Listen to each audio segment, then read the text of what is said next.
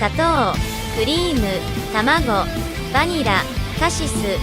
これは美味しいです。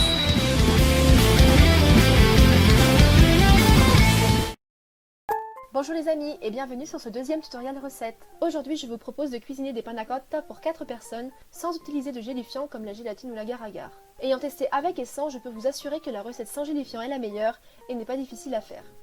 Concernant les ustensiles, il vous faudra une casserole, une cuillère en bois, un fouet, une maryse, un récipient, un couteau, un plat à gratin, 4 ramequins ou verrines qui vont au four, une balance.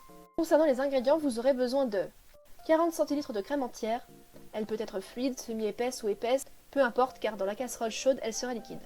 4 blancs d'œufs et vous pourrez garder les jaunes pour faire une carbonara si vous souhaitez rester dans le thème de l'Italie, 55 g de sucre, une gousse de vanille ou une cuillère à soupe d'arôme de vanille, des fruits pour la garniture, pour moi ce seront des cassis du jardin, si on avait été en été, j'aurais mis des feuilles de menthe. Tout d'abord, préchauffez votre four à 120 degrés en chaleur tournante. Versez la crème entière dans une casserole.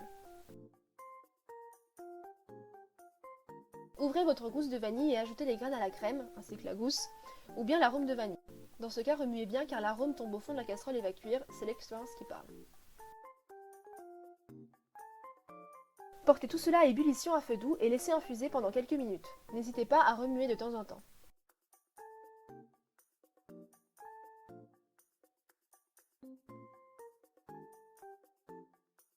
Pendant que la vanille infuse, mélangez le sucre avec les blancs d'œufs pour que ce soit bien homogène.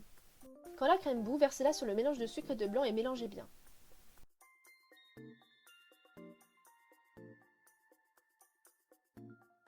Ensuite, répartissez cette crème dans les verrines.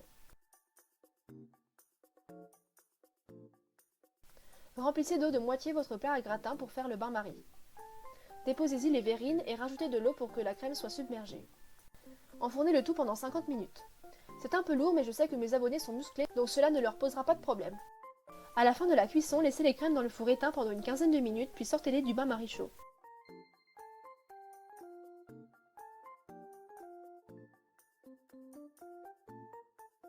Avant de les mettre au réfrigérateur, il faut qu'elles refroidissent, donc je conseille de mettre de l'eau froide dans votre plat à gratin et d'y remettre les verrines un moment.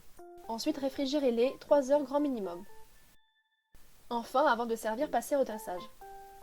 Vous pouvez faire un coulis de fruits au préalable ou simplement mettre des fruits dessus comme moi avec mes cassis décongelés ou encore plus simple, ne rien mettre.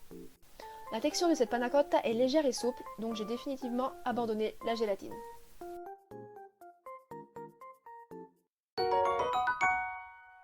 Pour plus d'originalité, vous pouvez faire infuser une quinzaine de grammes de lavande alimentaire à la place de la vanille en l'égoutant une fois infusée. Vous saurez qu'elle a bien infusé quand la crème aura un goût amer dégoûtant, mais heureusement le sucre est là pour donner un bon goût. N'hésitez pas à ajouter à la crème quelques gouttes de colorant bleu et rouge en mélangeant bien pour donner une couleur mauve. Pour accompagner la panna cotta à la lavande, vous pouvez faire un coulis d'abricot qui apportera une touche acidulée au parfum floral. En plus, le mauve et l'orange sont des couleurs complémentaires, preuve d'une excellente recette. Voilà, et dégustez votre panna cotta bien fraîche. Ciao ciao!